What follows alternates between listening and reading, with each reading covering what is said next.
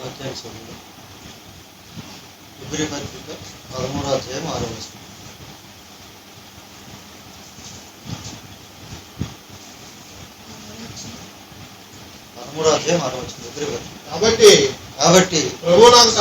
కాబట్టి ప్రభువు నాకు సహాయుడు, నేను భయపడను, ధనమాత్రుడు నాకేమి చేయగలడు అని మంచి ధైర్యం చెప్పగలవారమై. ప్రభువు నాకు సహాయుడు, నేను భయపడను, ధనమాత్రుడు నాకేమి చేయగలడు అని మంచి ధైర్యంతో చెప్పగలవారమై ఉన్నాను. ద్వితీయోపదేశకాండం 31వ అధ్యాయము 5 నుంచి 8 వచనాలు.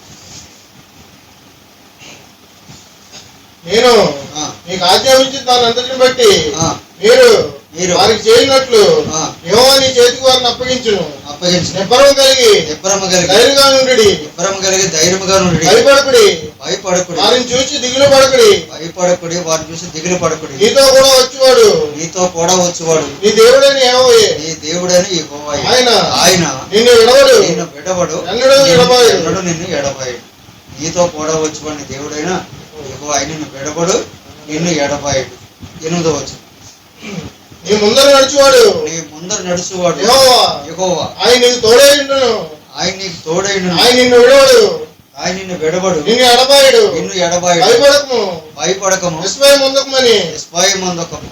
అందరి ఎదుట అతనితో చెప్పాను. భయపడకము, దిగులు పడకము.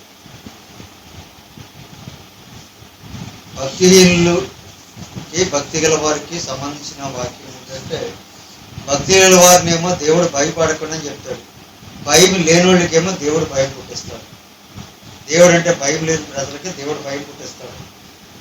దేవుడు భయం కలుగున్న వాళ్ళకి మీరు భయపడకూడదు అని చెప్తాడు. ఇప్పుడు భయపడకడి, దిగులు పడకడి, నీతో కూడా వచ్చేవాడు నీ దేవుడు యెహోవా. యెహోషువ గ్రంథం 1వ అధ్యాయంలో 9వ వచనం చదవండి.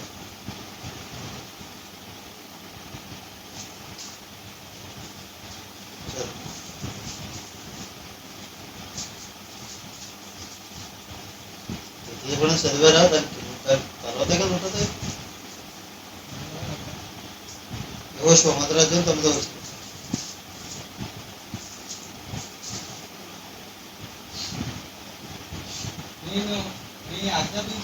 నేను నీకు ఆజ్ఞ ఇచ్చినాను కదా, నిబ్బరము కలిగి ధైర్యముగా నుండుము, దిగులు పడకము, భయపడకము.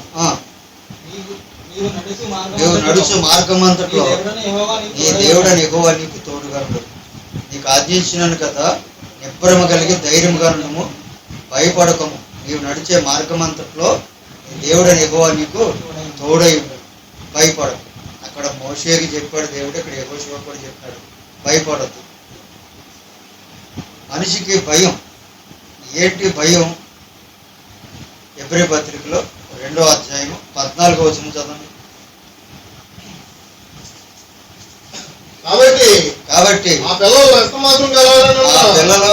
మాంసం గలవారైనందున ఆ ప్రకారమే మరణం యొక్క గలవారిని అనగా అపవాదిని నశింపజేయటకు జీవితకాలం అంతయు మరణ భయము చేత లోబడిన వారిని విడిపించుటకును ఆయన కూడా రక్త మాంసంలో పాలువాడాయి. జీవితకాలం అంతా మరణ భయం. ఇప్పుడు లోకానికి పట్టుకున్నది ఏంటి? మరణ భయం, చచ్చిపోతామేమని భయం. మనిషి చావడం, మనిషి పుట్టడం దేవుడి చేతిలో పని. మనం చావాలన్నా చావం, బతకాలన్నా బతకం, అది దేవుడి చేతిలో ఉంటాం. అందుకని ఇక్కడ యెహోషువకు చెప్పాడు దేవుడు, నీకు ఆజ్ఞ ఇచ్చినాను కదా, నిబ్బరము కలిగి ధైర్యముగా నుండుము, భయపడకము. నీకు నడిచే మార్గం అంతట్లో నీ దేవుడని యెహోవా నీకు తోడై ఉంటాడు. ఆదికాండము 26వ అధ్యాయము 6-7 వచనాలు. ఇస్సాకు గెరాలో నివసించుటకు ఆ చోట మనుషులు అతని భార్యను చూచి ఆమె ఎవరైనా అడిగినప్పుడు అతడు ఆమె నా సహోదరి అని చెప్పాను. ఎందుకనగా రెక్క చక్కనిది కనుక ఈ చోట మనుషులు ఆమె నిమిత్తం నన్ను చెప్పారేమో అనుకుని తన భార్య అని చెప్పడానికి భయపడ్డాడు. నా భార్య నిమిత్తం నన్ను ఎక్కడ చంపేస్తాడని చెప్పి ఇస్సాకు తన భార్యను ఏమని చెప్పాడంట, సహోదరి చెల్లి అని చెప్పాడంట. ఎందుకంటే నన్ను ఎక్కడ చంపుతాడని భయపడ్డాడంట. భయపడినప్పుడు 24వ వచనంలో చూడండి, దేవుడు వచ్చి ఏం చెప్తున్నాడు. 24వ వచనంలో, ఆ రాత్రి యెహోవా అతనికి ప్రత్యక్షమై నీ తండ్రి అయిన అబ్రహాము దేవుడు నేను నీకు తోడైన కనుక భయపడకము. సారీ, భయపడద్దు. నేను నీకు తోడైన కనుక నువ్వు భయపడదు. ఇస్సాకు భయపడ్డాడు. కానీ దేవుడు వచ్చి ఏం చెప్తున్నాడు, నీవు భయపడకు. అబ్రహాము కూడా తన భార్య అని చెప్పడానికి కూడా భయపడ్డాడు. ఆదికాండం 20వ అధ్యాయం 10-11 వచనాలు చదవండి. మరియు అబీమెలెకు నీవేమి చూచి ఈ కార్యం చేస్తువని అబ్రహాము అడగగా అబ్రహాము ఈ స్థలమందు దేవుని ఏమాత్రము లేదు గనుక నా భార్య నిమిత్తం నన్ను చంపేస్తారేమో అనుకుని భయపడ్డాడు. తన భార్యను చెల్లి అని చెప్పాడు. అలాగే అబ్రహాము కుమారుడు ఇస్సాకు కూడా తన భార్యను చెల్లి అనే చెప్పాడు. ఎందుకంటే భయం. అప్పుడు దేవుడు వచ్చి ఇస్సాకు, నీ తండ్రి అయిన అబ్రహాము దేవుడు, నువ్వు భయపడకు. కీర్తన గ్రంథంలో 3వ కీర్తన 5-6 వచనాలు.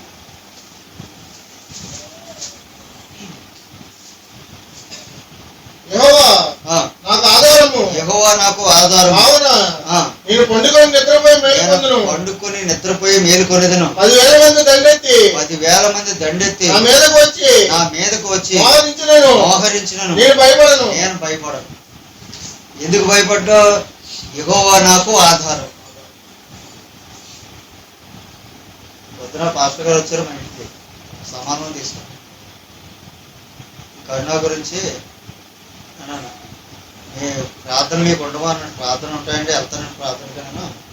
నిజంగా దేవుళ్ళో ఉంటే భయం ఉండదండి. నిజమేనండి, దేవుళ్ళో ఉంటే భయమేం అక్కర్లేదు, దేవుడు చూసుకుంటాడు.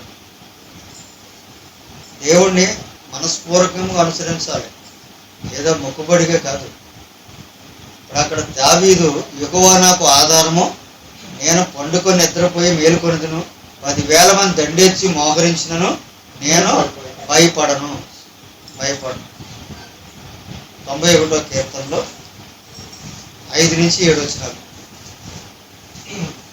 రాత్రి వేళ కలుగు భయమునకైనను బాణమునకైనను చీకట్లో సంచరించి తెగులుకైనను మధ్యాహ్నమందు పాడు చేయ రోగమునకైనను భయపడవు. దేవుళ్ళో ఉంటే భయం ఉండక్కర్లేదు. చదువు కింద ఏమన్నాడు, నీ ప్రక్కన 1000 మంది పడినను నీ కుడి ప్రక్కన 10,000 మంది కూలినను అపాయం నీ యొద్దకు రాదు. కన్నులారా చూచుండగా భక్తిహీనులకు ప్రతిఫలము కలుగును. నీవే నా ఆశ్రయము అని నీవే మహోన్నతుడైన దేవుడు నీకు నివాసస్థలముగా చేసుకుని నీకు అపాయం ఏమీ రాదు. ఏ దేవుడు నీ గొర్రెలను సమీపించదు. ఎందుకు నమ్మట్లేదు? నీ కూడా నీ తెగులు భక్తిహీనులు కలుగుతుంది అంటున్నాడు. అక్కడ భక్తిహీనులకు ప్రతిఫలం కలుగుతుంది. అక్కడ ఒక మాట మీరు విన్నారు, గమనించండి ఒకసారి. గర్భోన్నతుడైన దేవుడు నువ్వు నివాస స్థలముగా చేసుకున్నావు. ఏ అపాయము నీ దగ్గరికి రాదు, ఏ తెగులు నీ గుడారమున సమీదు. కాబట్టి భయపడవు. భయం అనేది సహజంగా ఉంటుంది, అందరికీ ఉంటుంది భయం. సామెతల 10వ అధ్యాయంలో 24వ వచనం.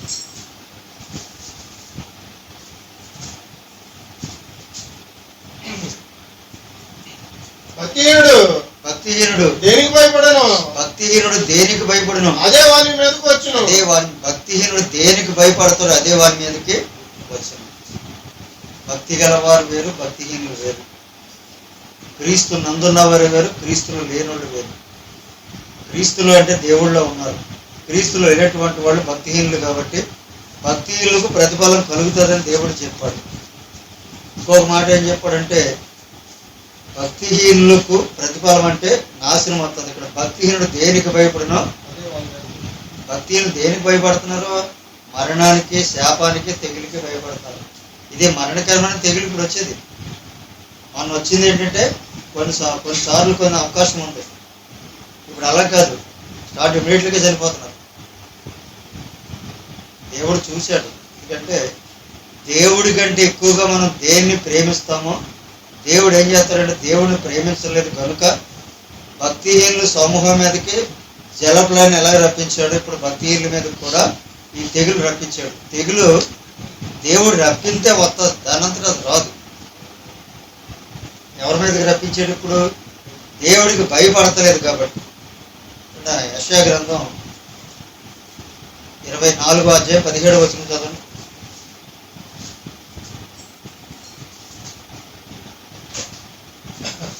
భూనివాసి నీ మీదకి భయం వచ్చును. భూనివాసి నీ మీదకి ఏమొచ్చింది? చుట్టాలను కూడా కలుసుకుంటలేదు, ఇంట్లో వాళ్ళు కూడా కలుసుకుంటలేదు. భయం, చచ్చిపోతామేమో భయం. ఎవరి మీదకి వస్తుంది భయం? భూనివాసి నీ మీదకి భయం వచ్చును.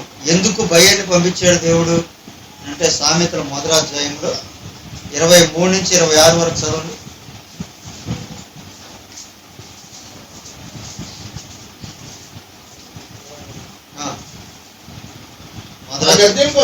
నా గర్తింపు విని ఆలకించుడి, నా ఆత్మను మీద కుమ్మరించదను, నా ఉపదేశం మీకు తెలిపెదను.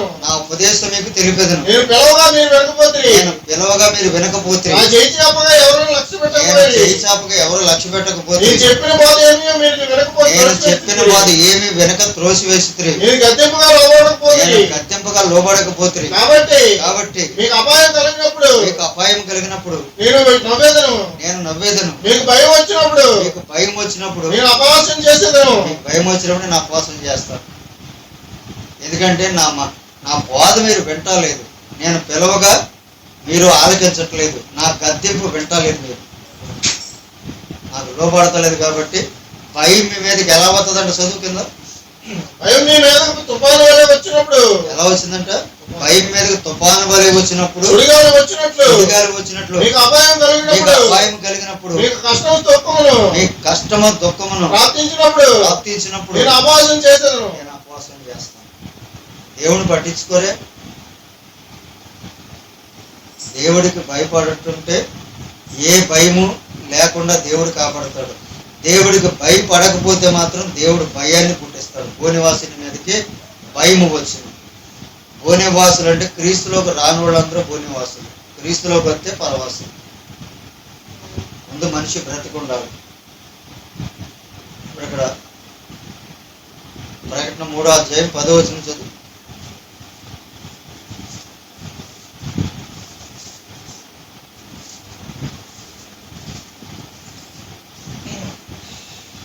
నీవు నా ఓర్పు విషయమైన వాక్యమును గైకొంటూ గనుక భూనివాసులను శోధించుటకు లోకమంతటి మీదకి రాబోవు శోధన కాలంలో నేను నిన్ను కాపాడుతాను. నా ఓర్పు విషయం వాక్యము గైకొంటున్నావు కాబట్టి భూనివాసులను శోధించడానికి లోకమంతటి మీదకి రాబో శోధన కాలంలో నేను నిన్ను కాపాడుతాను. ఇప్పుడు లోకమంతటి మీదకి వచ్చిన శోధన గత సంవత్సరం కంటే సంవత్సరం మరీ అధికం, చాలా భయంకరం. ఎందుకు ఇలా జరుగుతుందంటే నినేవపట్నానికి సువార్త ప్రకటించమన్నాడు. ఎందుకు ప్రకటించమన్నాడు? నినేవపట్నం సువర్ణగ్ర యోనా గ్రంథంలో 1వ అధ్యాయం 1-2 వచనాలు చదవండి.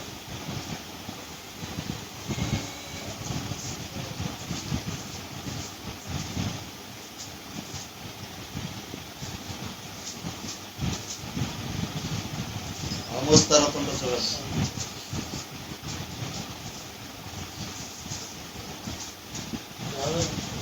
యోనా గ్రంథం 1వ అధ్యాయం 1 నుంచి. యెహోవా వాక్కు అమితయ్య కుమారుడైన ప్రత్యక్షమై ఎలాగూ సెలవిచ్చును. నీవెవరి దోషముగా నినేవ పట్టణము దోషము నా దృష్టికి ఘోరమైనది కనుక నువ్వు లేచి నినేవ మహాపట్టణము పోయి దానికి దుర్నీతి కలిగిన ప్రకటింపము. దుర్గతి కలిగినని ప్రకటించు. దుర్గతి కలిగినని దుర్గతి కలిగినని ప్రకటించేయి. నినే పట్టణము దోషం ఘోరముగా ఉన్నది, దానికి దుర్గతి కలిగినని ప్రకటన చేయమన్నాడు. భూలోకానికి భయం పుట్టించాడు. ఇర్మియా గ్రంథంలో 1వ అధ్యాయము 6-7 వచనాలు.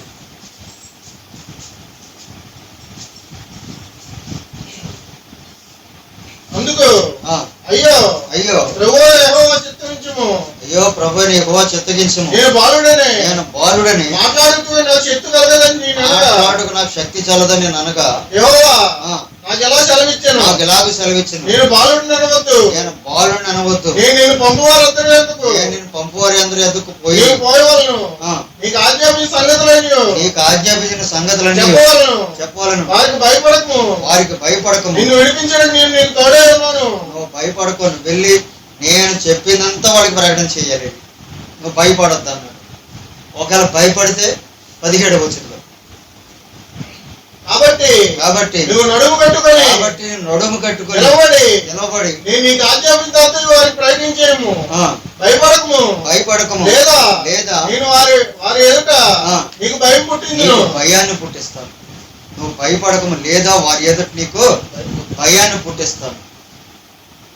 దేవుడికి భయపడకపోతే దేవుడు భయాన్ని పుట్టిస్తాడు. దేవుడికి భయపడితే మీరు భయపడద్దు అని చెప్తాడు.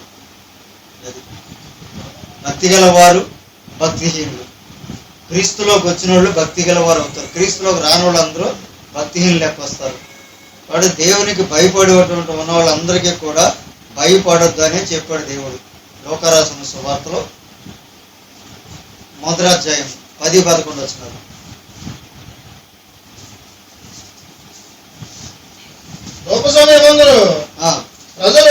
ప్రజలు సమూహం మంది వెలుపల ప్రార్థన చేయుచుండగా కుడివైపు నిలిచి అతనికి కనబడగా జకరియా అతన్ని చూచి తొందరపడి భయపడిన వాడాయను. అప్పుడు ఆ దూత జకరియా భయపడకము, నీ ప్రార్థన వినపడ్డది. జకరియాను భయపడద్దు. ఇక్కడ దేవదూతలు చెప్తుంది జకరియా అనేటువంటి యాజకుడికి, జకరియాను భయపడకము, నీ ప్రార్థన వినబడినది. ఇప్పుడు మనం ఏదన్నా ప్రార్థన చేసినప్పుడు నిర్ణయకాలం ఉంటుందండి. మనం ప్రార్థన చేయగానే జరగవయ్యి, దేవుడు నిర్ణయిస్తాడు. ఆ నిర్ణయ కాలంలో జరుగుతాయి. అప్పుడు వరకు మనం ఏంటంటే ఆయనలో కొనసాగుతూనే ఉండాలి. దేవుడు అన్ని వేళలా మనల్ని కాపాడుకుంటూ ఉంటాడు. దేవుడు మనకు తోడుగా ఉంటాడు. కాబట్టి భయపడకుడి. భయము అనేది దేవుడు పుట్టిస్తేనే భయం పుడుతుంది. ఇప్పుడు ప్రజలకి దేవుడు భయం లేదు కాబట్టి భయాన్ని పుట్టించాడు. భూలోకం అంతా ఇప్పుడు భయం. కానీ ఇప్పుడు మనం అనుకున్న డబ్బున్న వాళ్ళు కూడా ఒకళ్ళు చూసుకుంటా పోలేదు. ఓటర్ రూపాయలు ఉన్న వాళ్ళు కూడా ఒకవేళ ఆడ మనిషిగా చనిపోయినా మగ మనిషిగా చనిపోయినా వాళ్ళ దగ్గరికి వెళ్ళటం కూడా లేదు. అందుకనే బైబిల్ చెప్తున్నది, సత్యాలు బైబిల్ బోధిస్తున్నా ఎవడో పట్టించుకుంటారు. తల్లి జాడ పిల్లకు లేక, పిల్ల జాడ తల్లికి రాక, కళ్ళ జాడ తల్లికి రాక, తల్లి జాడ పిల్లకు లేక, చిట్టుకొకరు పుట్టకొక్కరై అనాథులుగా ఏడ్చే రోజు, ఆ రోజు శ్రమ నుండి తప్పించే నాదులు లేరు. అదే ఆ రోజు యేసయ్య ఉగ్రత రోజు, 7 ఏళ్ల శ్రమల రోజు, పాపులంతా ఏడ్చే రోజు. భక్తులు కదండి, పాపులంతా ఏడ్చే రోజు. ఇలా దేవుడు సేవకులై ఉండి దేవుడిని పట్టించుకోకుండా, దేవుడి నామాన్ని దేవుడికి భయపడకుండా మనుషులకి అధికారులకి భయపడతాడు. దేవుడు అందరికి భయం పుట్టించాడు. భక్తి గల వారికి జకరియా నువ్వు భయపడకము, నీ ప్రార్థన వినబడినది. లూకాసు వార్త 1వ అధ్యాయము 28-29 వచనాలు. ఆ దూత లోపలికి వచ్చి ఆమెను చూచి దయాప్రాప్తురాలా, నీకు శుభము, ప్రభువు నీకు తోడై ఉన్నాడని చెప్పాను. నీకు తోడైనడని చెప్పాను. ఆమె ఆమె ఆ మాటకు బాగా తొందరపడి ఆ, ఈ శుభవచనం ఏమిటో అని ఈ శుభవచనం ఏమిటో అని ఆలోచించుకొనుచుండగా దోత మరియా ఆ, భయపడకు, మరియా భయపడకము, దేవుని వల్ల నువ్వు కృప పొందితివి. మరియా నువ్వు భయపడకు. దేవతో చెప్పింది, నువ్వు మరియా నువ్వు భయపడకు. భయపడకు అని చెప్పేది ఆయన యందు విశ్వాసం ఉంచినాడు. భక్తియులకు మాత్రం దేవుడే భయాన్ని పుట్టించాడు. భూలోకమంతా కూడా ఓ నివాసి నీ మీదకి భయం వచ్చును, ఒంటయి ఉరియు నీకు తటాస్థించును. ఉరి అంటే చావు. అందుకే ఇర్మియాతో చెప్పాడు దేవుడు. ఇర్మియా 15వ అధ్యాయంలో మొదటి 2 వచనాలు చదవండి. ఇర్మియా రాసిన గ్రంథం 15వ అధ్యాయం మొదటి 2 వచనాలు. అప్పుడు ఆ, యెహోవా అప్పుడు యెహోవా నాకు ఎలా సెలవిచ్చాను, నాకు ఎలాగో సెలవిచ్చిన మోషేయు సమయలను మోషేయు సమయలను నా ఎదుట నిలబడను, నా ఎదుట నిలబడి ఈ ప్రజలు అంగీకరించదు, ఈ ప్రజలను అంగీకరించుటకు నాకు మనసు ఉండదు, నాకు మనసు ఉండదు, నా సన్నిధి ఉండడు నా సన్నిధి ఉండకుండా వారిని వెళ్ళగొట్టును వారిని వెళ్ళగొట్టుము.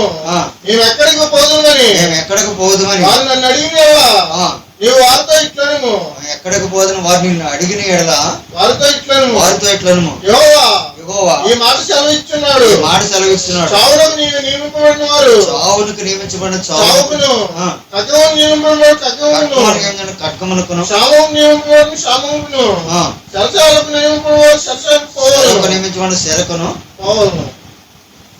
ఎవడు చావాన్ని చావమని పొమ్మనమాట దేవుడు. దేవుడికి భయపడరే. భూమిని ఆకాశాన్ని సముద్రమును కలగజేసిన సృష్టికర్తన దేవుడికి భయపడకుండా మనుషులకు భయపడతారేంటి? అందుకని దేవుడు భూలోకానికి భయం పుట్టించాడు, మరణ భయం. ద్వితీయోపదేశ కాండం 32వ అధ్యాయం 39వ వచనం.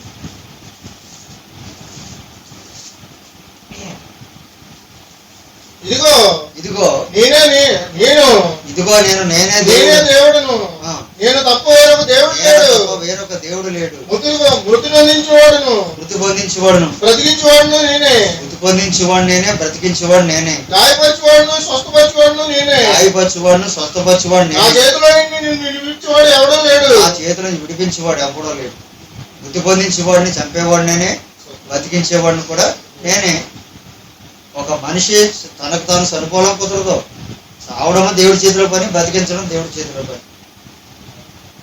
యేసు క్రీస్తు ప్రభుని అనుసరిస్తే, మృతుల్లోంచి లేచిన క్రీస్తులోకి వస్తే తెగుళ్ళు కానీ రోగాలు కానీ శాపాలు కానీ సంభవించవు. సురక్షితమైన ప్రాంతానికి రావాలి, రారు. ప్రజలకు ఏంటంటే వాళ్ళ మేలు కొరకు ప్రార్థన చేయాలి తప్ప వాక్యం మాత్రం వినరు. వాక్యం వింటేనే విశ్వాసం వస్తుంది. విశ్వాసం ఉంటేనే దేవుడికి మనం ఇష్టలుగా ఉంటాం. మరియమ్మకి చెప్పింది దేవత వచ్చి, మరియా నువ్వు భయపడకు. జకరియా దగ్గరకు వచ్చి చెప్పింది, జకరియా నువ్వు భయపడకు, నీ ప్రార్థన వినబడింది. మత్తయి సువార్తలో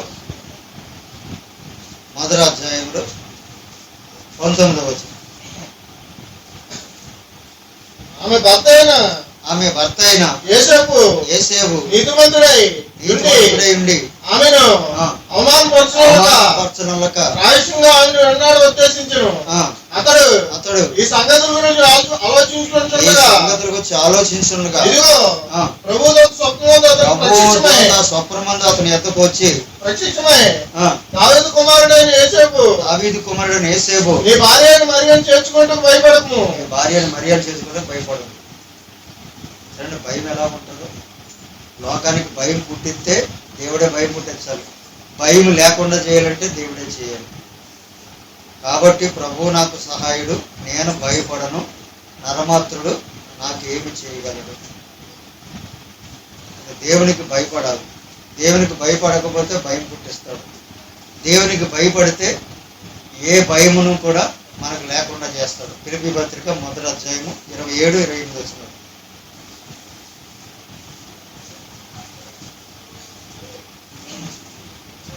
నేను వచ్చి మిమ్మల్ని చూచినను రాకపోయినను మీరు ఏ విషయంలో ఎదిరించి వారికి బెదరక అందరూ ఒక భావంతో సువార్త విశ్వాసపక్షముగా పోరాడుచు లేక మనసు కలిగిన వారు నిలిచి ఉన్నారని నేను మిమ్మల్ని గురించి ఇనులాగున మీరు క్రీస్తు సువార్త తగినట్లు ప్రవర్తించుడి. క్రీస్తు సువార్తకు తగినట్లుగా ప్రవర్తించుడి. అట్లు మీరు బెదరకుండుట వారికి నాశనము మీకు రక్షణ కలిగినట్టును సూచన ఉన్నది.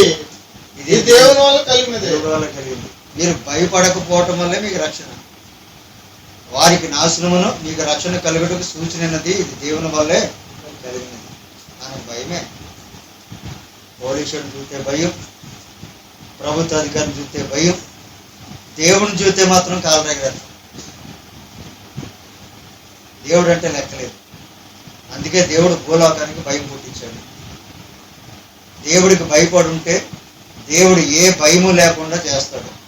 దేవుడికి భయపడకపోతే భయాన్ని పుట్టిస్తాడు. మనం యోసేపుకి చెప్పింది, మరియమ్మకి చెప్పింది దేవదూత, జకర్యాకి చెప్పింది భయపడద్దు. భయము అనేది సహజంగా అందరికీ ఉంటుంది. క్రీస్తులో ఉన్నవాళ్ళకి మాత్రం భయం ఉండదంట. మొదటి యోహాను పత్రిక 4వ అధ్యాయం 17-18 వచనాలు.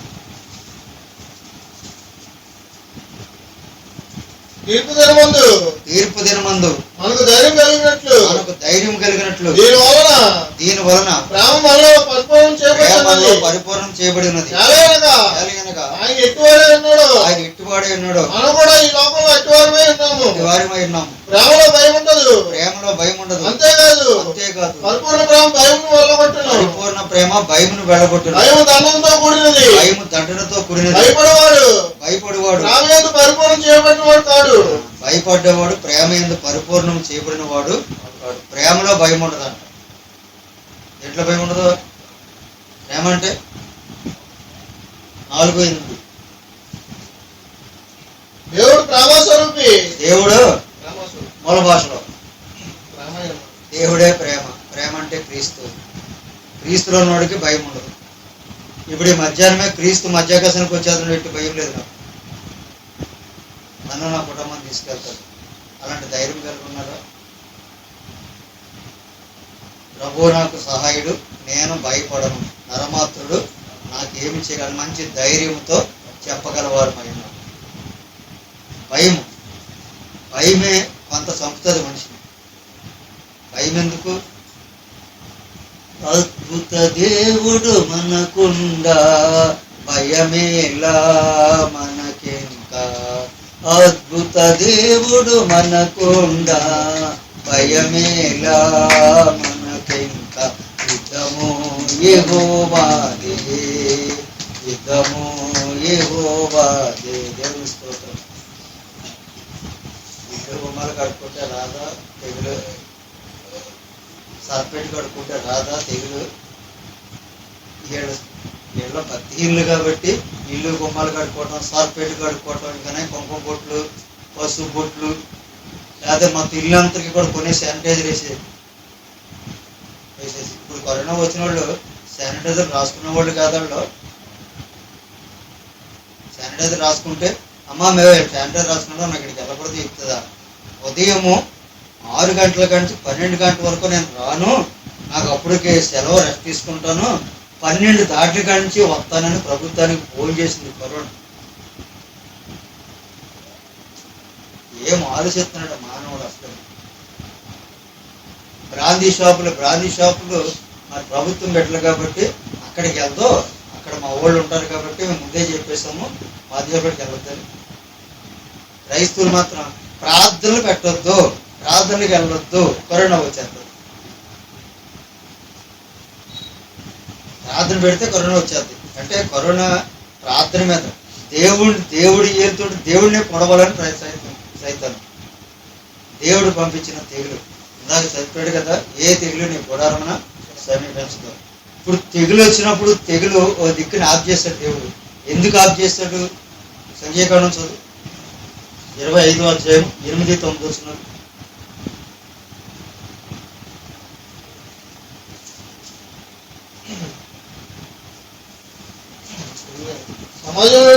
సమాజం నుండి లేచి ఈటెను చేత పట్టుకొని పడతా చోట ఇశ్రాయేలు వెంబడి వెళ్ళి ఆ ఇద్దరిని అనగా ఇశ్రాయేలు అనే ఆ స్త్రీ కడుపులో గుండా దూసిపోయినట్లు పొడిచాను.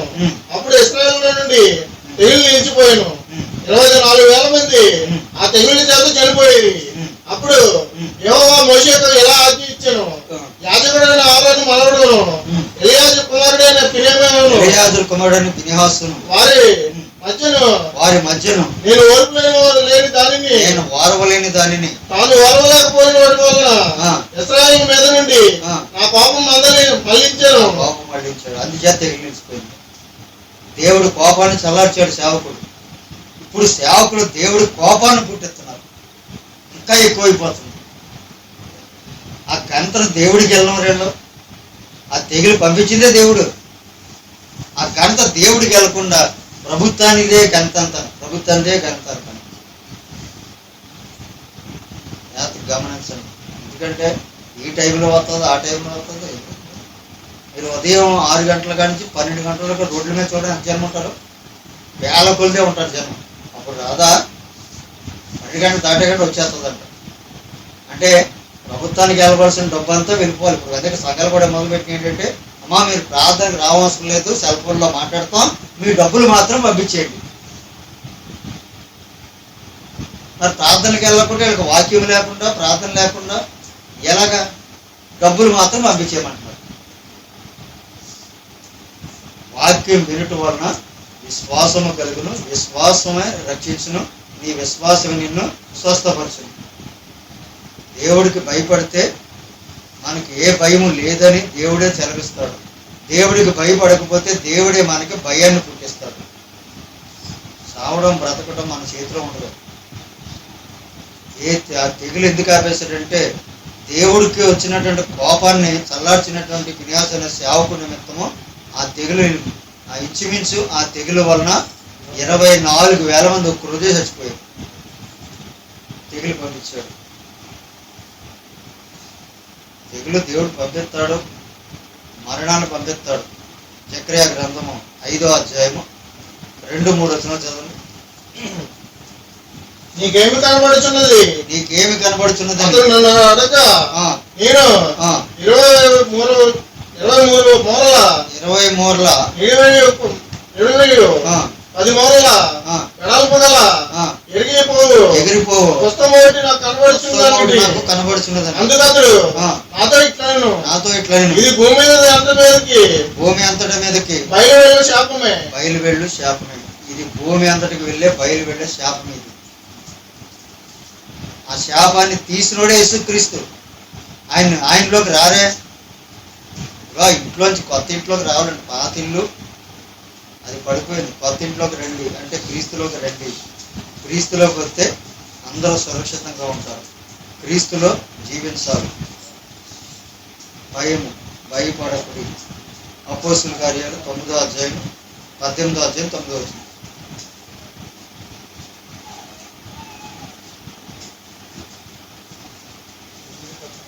18:9.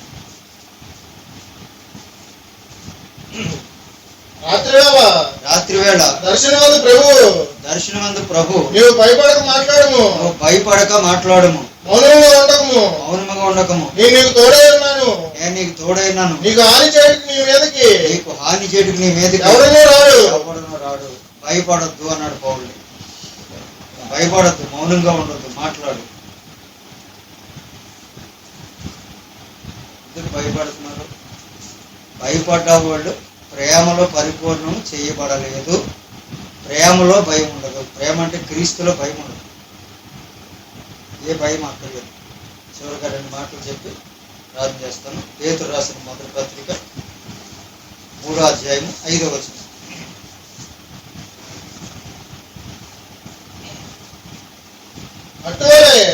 పూర్వం దేవుని ఆశ్రయించిన పరిశుద్ధ స్త్రీలను తమ స్వపురుషులకు లోబడినటి చేత తమను తాము అలంకరించుకుని ఆ ప్రకారమే చాలా అబ్రహామును యజమానుడని పిలుచు అతనికి లోబడి ఉండను. మీరు యోగ్యంగా నడుచుకోవచ్చు. ఏమని పిలిచేది? ఏమని పిలిచేదంట? ఇప్పుడు ఎలా పిలుతున్నారు భర్తల్ని? ఓయ్ ఏంటి, ఓయ్ దీన్నే ఎక్కడికే? మళ్ళీ ముసుగులేసి చర్చకి వెళ్ళిపోతారు.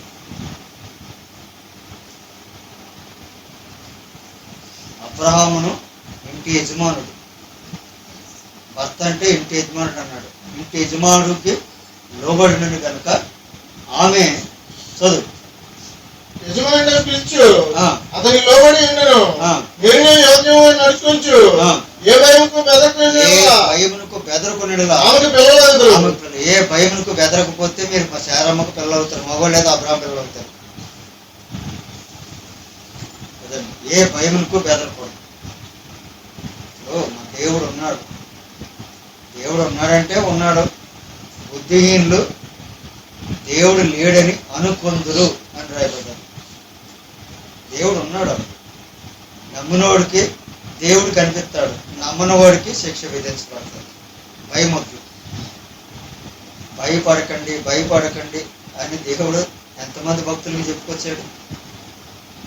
భయపడద్దు, ఎందుకంటే లోకంలో ఏదొచ్చినా ఈ భూమి మీదకి శాపాలు కానీ రోగాలు కానీ మరణాలు కానీ ఏవి రావాలన్నా అది దేవుని యొద్ద నుండే తప్ప వేరు. డాక్టర్లు ఏం చెప్తారంటే ఇది గాలి వాతావరణంలో ఈ రోగాలు వస్తున్నాయి అని చెప్తాడు. గాలి వాతావరణం అంటే గమనించండి, దోత తన పాత్రను సూర్యుని మీద కుమ్మరించినప్పుడు అది గాలిలో కలిసిపోతుంది. అప్పుడు డాక్టర్ గాలి ద్వారా వచ్చిందని చెప్తాడు, కానీ దాని పైనుండి ఎలాగొచ్చిందో దాన్ని చెప్పలేడు. ఎందుకంటే లోక జ్ఞానం వేరు, దేవుని జ్ఞానం వేరు. ప్రకటన గ్రంథం 16వ అధ్యాయం 9-10 కాగా ఆ, మనుషులు తీవ్రమైన వేడితో కాలిపోయి మనుషులు తీవ్రమైన వేడుకతో కాలిపోయి ఈ తెగుల మీద అధికారం గల ఈ తెగుళ్ళ మీద అధికారం గల దేవుని నామం దూషించరు గాని ఆ, ఆయన మహిమపరచబడినట్లు ఈ తెగుళ్ళ మీద అధికారం దేవుడిగా డాక్టర్ కాదు. మరి దేవుడిని ఆశ్రయిస్తున్నారా డాక్టర్ని ఆశ్రయిస్తున్నారా? ఈ తెగుళ్ళ మీద అధికారం గల దేవుడి నామం. ఇప్పుడు వచ్చే తెగుళ్ళు డాక్టర్లు ఏం చేయలేదు, డబ్బులు లాగేసుకుంటాడు. చాలా డాక్టర్లు టీవీల్లో కూడా చూపిస్తున్నారు, దోసేస్తాడు. అక్కడ దొంగల కంటే దారుణం అయిపోయి డాక్టర్లు. పొరపాటున మనకు తలనొప్పి పోతే, ఇదివరకంటే తలనొప్పి పోతే వీళ్ళు మందులో ట్యాబ్లెట్ వేసుకుంటే ఒక్క దెబ్బకు పోయింది. మందులు కల్తీలే, ఇంజక్షన్లు కల్తీలే, అన్నీ కల్తీలే. ఎంత వాడినా తగ్గవు, కానీ మందులు వస్తూనే ఉంటాయి. ఈ మందులు వేడి ఎక్కువ అయిపోదు మళ్ళీ మనుషులు. అంటే బిళ్ళలో ఒక్కొక్క దగ్గర 2 బిళ్ళలు ఉంటాయి. 2 బిళ్ళలు భోజనం కంటే అయ్యే ఎక్కువ ఉన్నాయి. ఎందుకంటే ఇప్పుడు వచ్చే తెగుళ్ళ మీద అధికారం గల దేవుని నామాన్ని దూషించరు కానీ ఆయన్ని మహిమపరిచినట్లు వారు మారు మనసు పొందిన వారు. మారు మనసు అంటే పరిపూర్ణులు అవ్వాలి క్రీస్తులో. జాయిన్ అయిపోవాలి. ఇంకా వెనక ముందు అంటినట్టు ముంటి అనుకోవాలి. క్రీస్తులో పరిపూర్ణులు అవ్వాలి. పరిపూర్ణమైన ప్రేమను భయమును వెళ్ళగొట్టను. చదువు 5వ దూత తన పాత్రను ఆ కోరమృగం యొక్క సింహాసనం మీద కుమ్మరింపగా దాని రాజ్యము చీకటి కమ్మెను. దాని రాజ్యము చీకటి కమ్మెను. చీకటి అంటే సైతాను, వెలుగంటే దేవుడు. ఇప్పుడు మన ఇండియా దేశం మీద చీకటి కుమ్మరింది. చీకటి అంటే సైతాన్ని కమ్మేశాడు. చూడుము భూమి మీద పాప చీకటి కమ్మియున్నది, చూడుము భూమి మీద పాప చీకటి కమ్మియున్నది, జ్యోతి వలె జీవించు జీవవాక్యము పాటుకొని సమయమిదే సమయమిదే సంగమ సమయమిదే సీయోనులో చేరుటకు సంగమ సమయమిదే. చీకటి కమ్మేసింది, సైతాన్ని కమ్మేశాడు. సైతాన్ని తిరిగి తిరిగి ఎవరి మీదకి వస్తాడు? క్రైస్తవుల మీదకి వస్తాడు. ప్రార్థన కుడికిల కడుగుడికి ఆజ్ఞలు చూపిస్తున్నారు. ఏ కార్యక్రమానికి ఆజ్ఞలు లేవు, ప్రార్థన స్థలాలకి ఆజ్ఞలు చూపిస్తున్నారు. ప్రార్థన జరగకూడదు.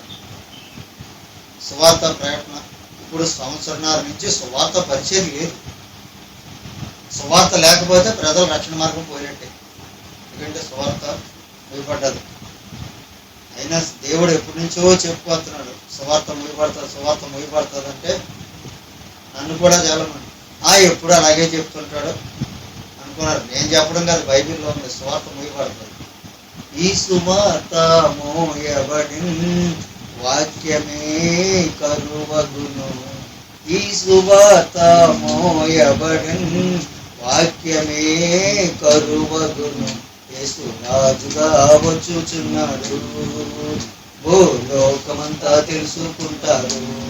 రవి కోటి తేజుడు రమ్యమైన దేవుడు, రవి కోటి తేజుడు రమ్యమైన దేవుడు రారాజుగా వచ్చుచున్నాడు.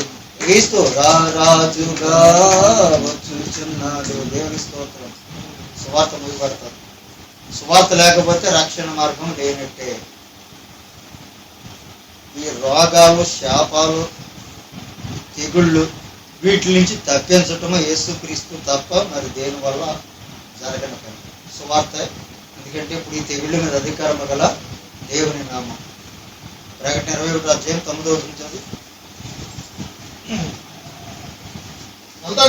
అంతటా ఆ కడపటి 7 తెగులతో నిండిన ఆ కడపటి 7 తెగుళ్ళతో నిండిన 7 పాత్రలు పట్టుకొని ఉన్న ఎన్ని పాత్రలు పట్టుకున్నారు? 7 పాత్రలు. 7 దేవదూతలు. 7 తెగుళ్ళు అంట. 2 వచ్చాయి, ఇంకా 5 ఉన్నాయి భూమి మీదకి రావాల్సింది. ఇవన్నీ వస్తాయి కాబట్టి మధ్యాకాశానికి వచ్చేయండి, మారు మనసు పొందండి, మారు మనసు పొందండి అని చెప్పిన ఈ ఆ పొలం పట్టించుకుంటలేదు. ఇక మన సిఆర్ గారే ఇంటికాడే ఉండమంటున్నారు, ఫోన్లో ప్రార్థన చేస్తారంట.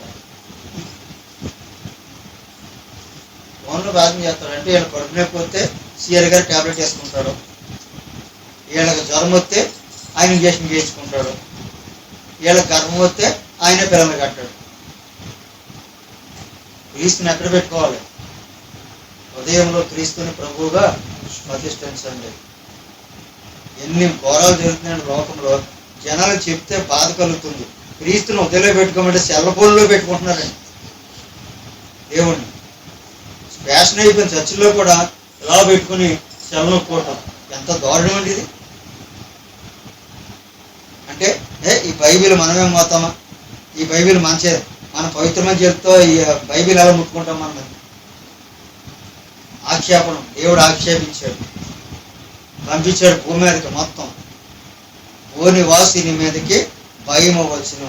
క్రీస్తులో ఉన్నవాడు భూనివాసులు కాదు, గుర్తుపెట్టుకోండి. ఆ 2 మాటలు చెప్తున్నాను, ప్రార్థన చేస్తాను. ప్రకటన 12:12. అందుచేత పరలోకమా, పరలోక నివాసులారా ఉత్సాహించుడి. భూమి సముద్రమా, మీకు శ్రమ అపవాది తనకు సమయం కొంచెమని తెలుసుకుని బహు క్రోధం గలవాడై దిగివచ్చున్నాడని చెప్పాను. ఆకాశంలో ఉన్నాడు. పరలోకమా, పరలోక నివాసులు అంటే క్రీస్తులో ఉన్నాడు పరవాసులు, క్రీస్తులో లేనోళ్ళేమో భూనివాసులు. భూనివాసుల మీదకి, భక్తిల మీదకి, అప్పుడు భక్తి మీద జలప్రళయం వచ్చింది, ఇప్పుడు తెగుళ్ళు వస్తాయి.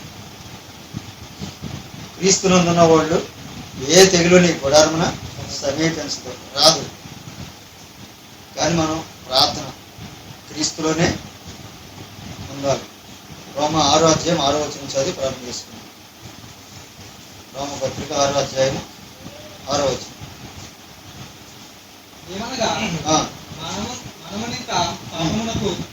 మనం పాపమునకు దాసులము కాకుండాటకై పాప శరీరము నిరర్ధకమగినట్లు మన ప్రాచీన స్వభావం ఆయనతో కూడా సిలువేయబడినని ఎరుగుదాము.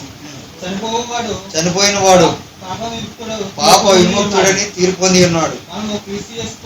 క్రీస్తుతో కూడా చనిపోయిన యెడల మృతుల నుండి లేచిన క్రీస్తు ఇకను చనిపోడనియు ప్రభుత్వం లేదని ఎరిగి